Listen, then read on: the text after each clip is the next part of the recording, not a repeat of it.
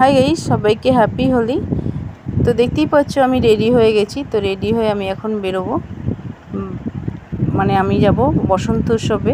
তো অনেকটা বেলা হয়ে গেছে, তো প্রায় 2-2:30 মতো বাজে। তো আমরা আমাদের রাস্তা থেকে টোটো ধরে নিলাম। তো ওখান থেকে এখন আমরা ওই মায়ের মন্দিরে, মানে বসন্তী মায়ের মন্দির বা যেখানে বসন্ত উৎসব হচ্ছে তার কাছাকাছি চলে এসেছি। আর এই দেখো রাস্তায় প্রচণ্ড ভিড়, মানে কত লোক যাচ্ছে আবার আসছে। তো আমরাই সবাই লাস্ট মনে হচ্ছে, মানে সবাইদের মুখে একদম ভর্তি রঙে, আর আমাদের পুরো ফাঁকা, দেখতেই পাচ্ছ।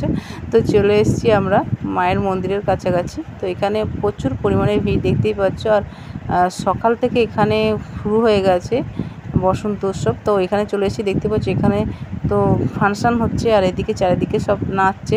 তারপরে চলে এলাম, মানে ও আগে চলে এসেছিলো, তো ওকে আমার রং মাখানো হয়নি। তো এসে এখানে ওকে একটু আমি আবির দিয়ে দিলাম। তারপর অনেকে ছিল, মা ছিল, রিয়া ছিল, আমার ছেলে ছিল, ওরও একটা মানে আরেকটা দাদা ছিল, মানে ওর বন্ধু।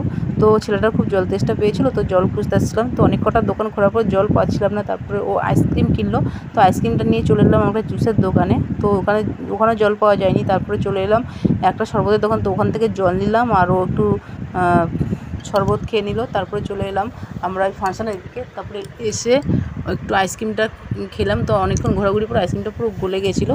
তারপর অনেকটা বেলা হয়ে গেছিলো, তো যেহেতু দুপুরবেলা খাওয়া দাওয়া করে আসিনি, তো আমরা এখন বাড়ির থেকে যাবো। আর ছেলেটারও ঘুম পেয়ে গেছিলো, আর ও বসতে চাইছিলো না। আর এখানে দেখো ওদেরকে টোটো উঠিয়ে দিয়েছি, আর আমি আর ও যাবো সাইকেলে। তো আজকের মধ্যে ভিডিও অবধি, সবাইকে টাটা।